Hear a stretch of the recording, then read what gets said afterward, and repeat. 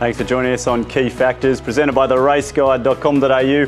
Stu, Rich and Mike Wood here to take you through the big card at Rosehill Gardens this weekend. We'll be taking you through all the quaddie legs. We've got best bets, we've got some value in there as well, the $100 hot seat later in the show. Welcoming in our chief analyst, Mike Wood. Mate, looking a little bit lighter this week, in the wallet, that is. Oh, a bit of a stitch up to start the show there, mate. Yeah, we took a few hits to the wallet last week at Randwick anyway. Really tough week on the punt in Randwick. I thought so, beaten by a nose, obviously. Yeah, wasn't it? That was such a close race for us. But Paras late in the day at Doomben. Remember, we tipped that one. He was a get-out. He was the saviour for us. It was to the get-out stakes. Yes, you got the job done there. Some great tips. And credit to that track meeting up there as well. Doomben, all the problems they had, the rain, the rail going out, the track staff up there, they just deserve such a commitment. They've been going up for a long time. Mike, these Brizzy tips, they're absolutely on fire. Like you said, couple of winners last week. Keep it going. Come on, we're up in Brisbane. Got to keep it going. 3 tips in the last 2 weeks, 2 winners and 1 beaten by a nose as well. Having a look this weekend, Sunshine Coast, chop out of the track, Egg Tart Group 1 form. She has to win, doesn't she? She probably does. She's a great horse, mate, but that's odds on. Come on, I want some value. All right. I guess we had 2 tips last week. We'll do 2 again this week. Nietta's in the mix, but maybe not tipping her. Hasn't won for a while. The Monster, you know I love him, the chop out, 1,200 metres. Perfect for him. You do. It's an absolute favourite of your horse, Mike. Well, look, I'm definitely going to be having a look at those Queensland tips of yours, but it's Sydney racing is what we're concentrating on this weekend. And before you get stuck into the quaddie, we said last week we're changing a few things up. We're just going to be sticking with the 4 key factors for every race. So everyone at home, you're not going to be jostling as to which ones they're choosing. It's just the 4 key factors. But Mike, just explain that a little. Yeah, we're only looking at 4 key factors throughout all the races in this Saturday. We're keeping it consistent from this time forward. Yep. We've looked at a lot of research over the last year and a half. We've looked at a lot of analysis over the last year and a half. And these are the big 4 key factors that we've got to play. Because we've been missing a few things recently, haven't we? So we want to make sure we don't miss them in the future. Looking at the 4 key factors now that we'll be playing in every single race progression, which includes scope, stage of preparation and trainer, looking at whether a horse can improve or step back. Distance at stage of prep, so not just distance, but how well suited the horse is at the stage of preparation. Track conditions, of course. We all know and love that one. And position and run. The speed mappers out there would love that one, Stu. You've got it down to 4. I reckon we had as much as 19 or 20 there back when we first started. We had a lot to begin with. We kept it simple. Reliability and jockey are the 2 big ones off that list, but we're looking at them later on as well. OK, well, look, that's what we're going to get into, Mike, but let's get stuck into this first leg of the quaddie. It is race 6. It's a 1,400 metres, a benchmark 80 for the mares. And Mike, Princess Posh, I was next to you when she ran last start. It was the Omen bet on that royal wedding weekend. And the punting gods, mate. This was the one that got away. No luck for her. No, she didn't get up. Can we get our money back this Saturday? Will we even back her this Saturday? Let's have a look. Benchmark 80, 1,400 metres for the mares. The rail's out 6 metres and it was just slightly near rails 2 weeks ago. So watch out for that bias on Saturday. Good 4 to soft 5, so the edge off. And just a fair to steady tempo to kick us off with the girls dominating. Deanne Panya leading with Kathy O'Hara in the box seat. All right, well, let's have a look at the market now for this first leg of the quaddie. And there she is, Princess Posh. Maybe the punters do want a bit of respite there. Into favourite, $5.50 a bit. It's wide open here. It's Time for Magic there on the second line, $6. Joined by La Chica Bella, $6 there. Magic Alibi has some form lines from last spring, $7.50. Sharpness, $7.50. Queen Misty, doesn't she just love to run a place? $10 with Hey Now. Our Ballista right there. Wide open market, Mike, to start the quaddie. Yeah, mares, what else would you expect over 1,400 metres? They've got to be close. And this was the Omen bet that wasn't a couple of weeks ago, wasn't it? We really liked Princess Posh this day. She was a bit slow to begin. She got the nice inside run, but she got held up like a couple of other horses. Like Chickabella, she's the one fighting on for Joe Pride on pace in the light blue colours. Yeah, probably had the better run. And yeah, looking behind, there's Princess Posh, goes for a run, gets squeezed. And the action's outside, Mike. Yeah, I mean, I'm serious. A really strong winner. We'll look at her. We'll look at this replay again, won't we? In the next key factors race, race 7. But Princess Posh, strong through the line. The thing you got to say about La Chica Bella is she was only second up here. She was tough first up. She stuck on really well to the line there and found the line.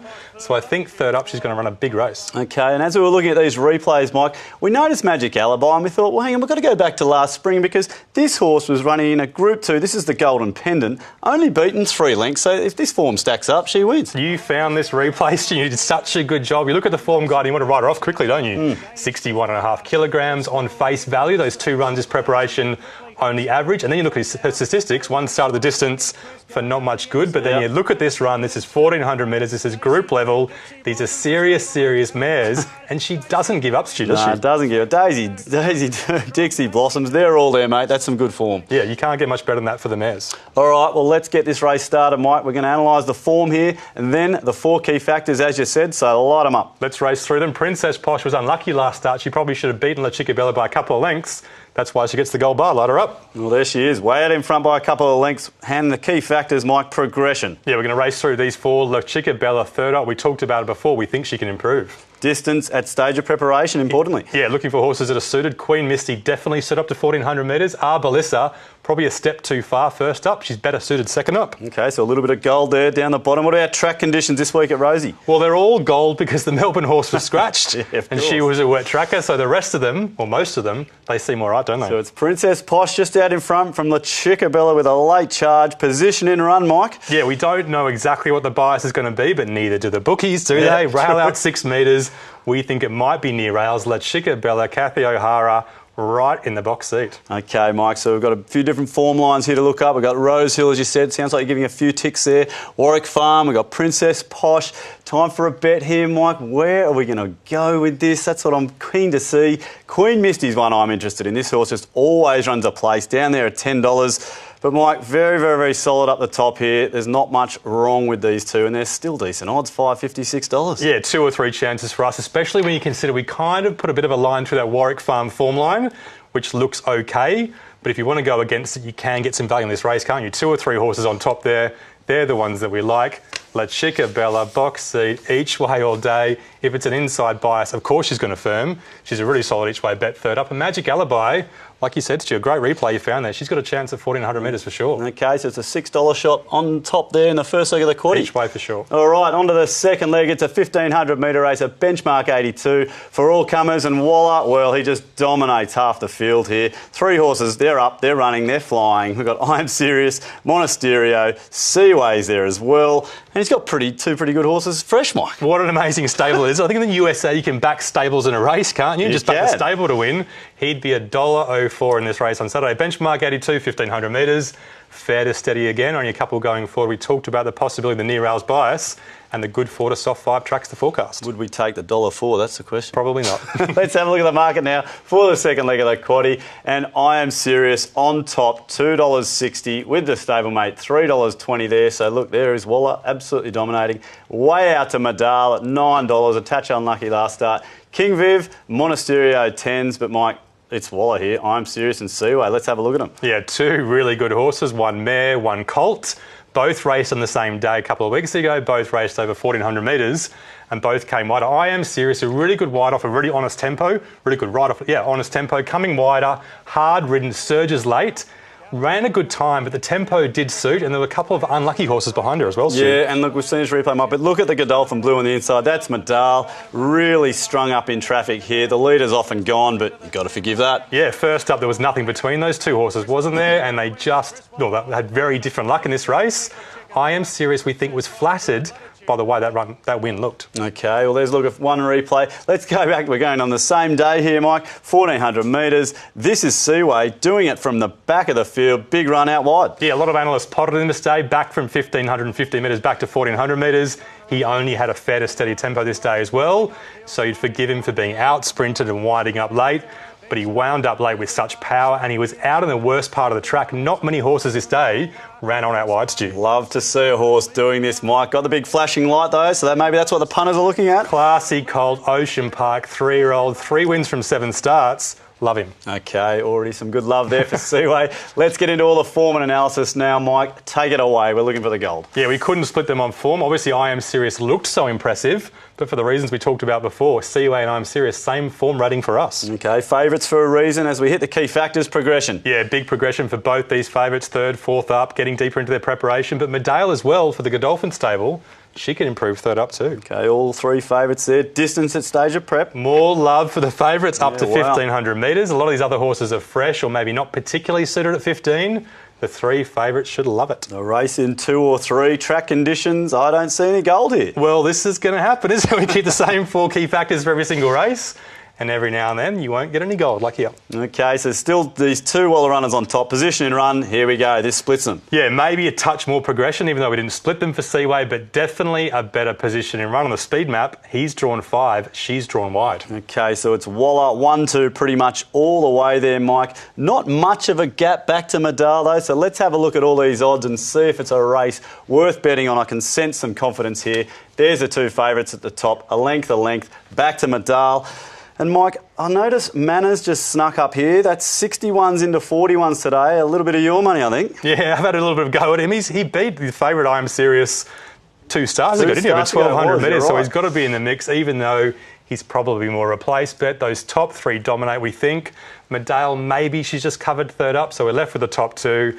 We said it before, Seaway, 3-year-old colt, back to 1,500 metres. We just love him on Saturday. That inside barrier really gives him the big tick for us. We think it's going to be so hard to beat on Saturday with that progression.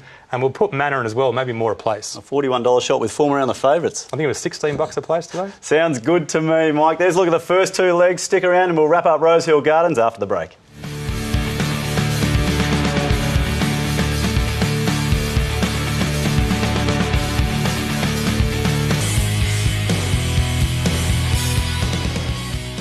Welcome back to Key Factors, presented by theraceguide.com.au. We're up to the third leg of the Quaddie at Rosehill Gardens this weekend. It's the octagonal handicap. What a horse he was.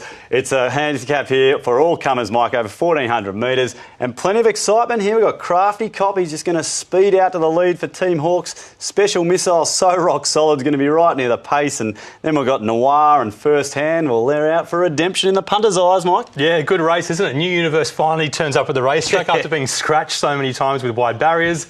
He's had more bench time than you did in a schoolboy rugby, mate. Handicap 1,400 metres. The key factor for this race, or the key condition, is a strong to fair tempo with Crafty Cop rolling forward. You talked about that before, Stu.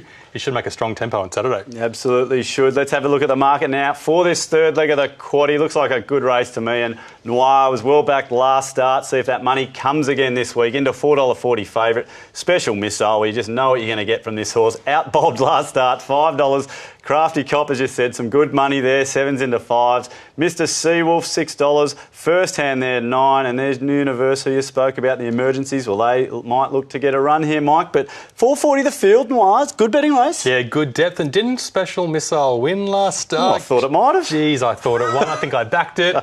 And this just looked like a win, didn't it? Box seat, Special Missile in the purple and green. A couple outside. And Sir Bacchus going pretty well this preparation back there in the grey. He runs on okay, but unsuitable 1,500 metres. Yeah, look, I'm waiting for him just to warm up a bit, Mike. But Special Missile, look, gets this run, as you said, got the bob. I thought we were home. I can't believe, I don't think he's won this preparation. He's such a solid on-pace horse that's so reliable. He gets out, he fights hard, he fights back. When King Darcy charges at him, it's just the bob, isn't it? But for punters on Saturday, the good news is he doesn't get the 2 kilogram penalty for winning. Okay, always looking at those stats, Mike. Let's have a look at another replay now. We're going to take you to Scone. What a carnival that was. And this is the listed Luskin Star. And we're actually looking back in the field here, Mike. We're looking at Gran Rosso, Mighty Lucky, Sons of John First Hand. They've got one thing in common. They were all unlucky. This is the tale of the excuses at Scone, isn't it? Gran Rosso first up for the Snowden stable. Wide, keen, pushing forward into the wind, and the red colours there and fighting on okay. Just inside Invincible Gem. First Hand, talking about wind in the orange back in the field. He looks like he absolutely hated the wind and kept on laying in. And there's Sons of John on the rails. You can just see him there in the green with the orange sleeves. First up for a massively long break and so unlucky. And got absolutely flattened. And look at the format of that race. Osborne Bulls, Red Excitement, Invincible Gem. They're all off to bigger and better things in Queensland. She is a good Stradbroke tip, that one, Invincible Gem, I reckon. On at the earlies. Let's go, Mike. Let's get into it here. Form, key factors for the octagonal handicap. Yeah, good quality horses. We just saw Special Missile, Crafty Cop as well, a big winner last start. Light them up for form. All right, couple of favourites, not with any gold bars. Progression, Mike, this is levelling it up. Yeah, Progression, second up fit, and Noir can progress. Progression for Mr. Seawolf is all about the freshen up. He can improve off the freshen up. And First Hand, third up, he can improve as well. Okay, there's a real race here. What about distance at stage of prep? Yeah, looking for horses suited the 1,400 metres. Noir just needed further last time, didn't she? And First Hand, he loves to smash the line when he's in form too. All right, First Hand putting some value into this. Track conditions, Mike? Mate, New Universe, back to his home track. He doesn't win much, but he loves Rosehill. 1 gold bar and it had to be him. Position in run. Yeah, big thing on Saturday, we think. If it's slightly inside, horses will be suited. like Special Missile in the box seat. Look, not much in this, Mike. It's pretty close. It's nice and stacked. Let's get these odds in because I can feel a little bet here, Mike. As I said, close stacked. Look at that. Special Missile out by a length. 3 right in behind. Special Missile is just going to get that dreamy run, isn't he? But looking behind here, so many exciting chances all the way down the bottom here. I mean, Moa, you've definitely said that's a Rosehill horse in the past. Yeah, he loves Rosehill. Sons of John Unlucky first up, and Beijing Board is fresh. And he's got some exciting upside as well. So anything on that page can win, and maybe something off the page can win as well. So no big bets in this race for us, but there are a couple of small plays. Special Missile, place or each way. I know he's short for a place, but box seat with such a good position in run, we think he's definitely going to run a big race on Saturday. And Grand Russo, just behind him from the inside barrier, he's better second up too. All right, there's a look at the third leg of the Quaddie, Mike. On to the last leg now. It's 1,100 metres, a benchmark 85. It's for all comers, and Nick Tock, well, he's a leader, and I'll tell you what, he's a winner. He returns for Mudgee trainer Cameron Crockett, who we saw in the winner's stall when we were out in Mudgee a few weeks ago. Hasn't this trainer just come a long way since saddling up his first Group 1 horse in Barbass nearly 2 years ago, Mike? Yeah, he's a great bloke and he's doing well. This is a pretty close race. Another hard race like race 8, benchmark 85, 1,100 metres. And we think this should be a fair, honest tempo, maybe on the strong side with highly geared coming across from out wide. All right, looking forward to it. Let's have a look at the market now for the Get Out Stakes, Mike. It's always a bit of a minefield, the last, and look, they've done it to us again. This is going to be tough. Ozark favourite here, $5.50, joined by Difficult to Get. Nick Tock there, fresh, as I said, $6. Akasaki there, $6.50. Brynich, some really good support for the boys in blue, 14s into 9s. Out to Bolero King, top striker. Mike, a nice wide race to end the day. Super wide race, and let's reminisce in the first replay and look at where we were a couple of weeks ago. Mudgee, they ran those trials, or this is a trial, just after that feature race card, the Guri Cup. You might see us walking past to the car after we backed Brad Widdop's Underground the last race. But let's concentrate on the track. Nick Tock, obviously a fantastic horse, unbeaten on good dry tracks. His 7 starts for 7 wins. His last start, end of last preparation wasn't a soft track when he failed. And look, he does enough here for an on-pacer, doesn't he, Stu? Yeah, does enough, doesn't need to win. I love the way they do this at Mudgee too in the country meets. They put the trials on straight after. Yeah, you can hang around, have a few beers and watch the trials. All right, let's have a look at another one now. We're at the Difficult to Get, Mike. We're going to take you back to first up last preparation. This is back in November. Outside here in the black hat, gets a little buffet there, but finishes off okay. Yeah, obviously looking at her first up to see how she's going to go this Saturday first up. This is 1,000 metres at a really tight track, Wyong. She didn't quite get around the corner as well as the winner, but she smashed the line or was strong through the line. So we think 1,100 metres on Saturday is probably a little bit better than 1,000 for her. Yeah, like that last 50 metres there. Yeah, it was pretty good. All right, there's a look at a couple of replays for the last, Mike. Let's get into it now. Form and all the analysis. Take it away. Yeah, Ozark, massive win first up. We could have shown that replay, couldn't we? Held up, smashed the line, light him up. Well, he gets gold. That's good enough, Mike. Progression. Yeah, progression. Definitely Nick Tock is the one with upside in a pretty evenly matched benchmark race. He's the one that could have improved during the break. Okay, so Ozark and Nick Tock there. Distance at stage of prep. Yeah, there's a few horses that won't love the 1,100 metres and some that should love it. Difficult to Get. Bolero King, Brynich should like it. Argent Dior as well. Well, this is looking like the market, Mike. Track conditions. Yeah, looking for horses that love a Rosehill, good to soft track. Nick Tock, if it's good for, he'll definitely like it. He's been beaten on the wet before. All right, we've got a little bit of love for Nick Tock. Speeding ahead here, position in a run, and helps him as well. Yeah, the speed mapper's page. Difficult to Get a Nick Tock in the lead and the box seats. That'll suit them just nicely. Key factors has really sorted this race out, Mike. It was bunched there. Now we're left with 3 key chances, and all these look to be pretty good odds, Mike. I can see 1, 2, 3 horses you've highlighted there. One's at $6. This is pretty obvious, isn't it? Yeah, out of those 3, we're going to go each way for the top one, aren't we? Just to mention Akasaki, obviously a really, really big win last start, but he had the right position in run on a sweeper's day off that strongish tempo, so he doesn't have so many key factors in his favour on Saturday. We're choosing between the top 3. We've got to go for Nick Tock. Hopefully Cameron Crockett's got him absolutely firing first up. After that beautiful Mudgee trial, he'll lead. He'll love a good track and hopefully he'll win. And Pro Consul, the old boy, his trial was fine. He's a big, powerful type that could surprise on Saturday. I saw the price there, about $41 as well. You've got to have a small bet of that. All right, lots of value. Let's see if he's in the Quaddie legs, Mike. Sounds like these last 2 legs might be wide as we have a look. Well, I can see 1 wide race there and I can see 1 shorty. Yeah, no surprises here after we've done the analysis to see which races we've gone wide in race 6. There's the 3 that we like. If you leave out the Warwick Farm form line, you have to be left with those 3. Race 7, a couple of big wall of favourites, but we love the Ocean Park Colt. He's the one with huge upside for us. Race 8, going wide, so much depth. He could even go wider. That's a race you've got to go wide in. And race 9, 3 obvious ones. and we'll just throw in Pro Console just in case. We'll jag it. Why not? That's all quaddies are all about, Mike. 104% for the $100 there. Now, $100 hot seat time, Mike. We've got to get back here. We're still up. We're going well, but we need a big push for the viewers here. What do you got for us? We're going short here. This is confidence. Well, yeah, you say going well. The last 4 weeks, I think we've gone down from $800 profit to $550 profit, but I'm hard on myself, aren't I? I do like these this week, but I said those exact words last week. The box seat bets, the solid bets with the rail out 6 metres, we think they're a big place all up for us. I'm already on that bet. Yep. La Chickabella from the inside and Special Missile from the inside as well. They're both so rock solid, and Seaway, the bet of the day. We love him for Waller at 320. Absolutely love that, Mike. Those place all-ups can work wonders sometimes. It's still value, isn't it, at 480? Absolutely. Well, there's a look at the big card at Rosehill Gardens this week. Check out theraceguide.com.au for all your horse profiling. You need to know how your horse is going to get around that Rosehill circuit. Have a great day out there this weekend, and from us, we'll see you again next week. Cheers. See you at the track.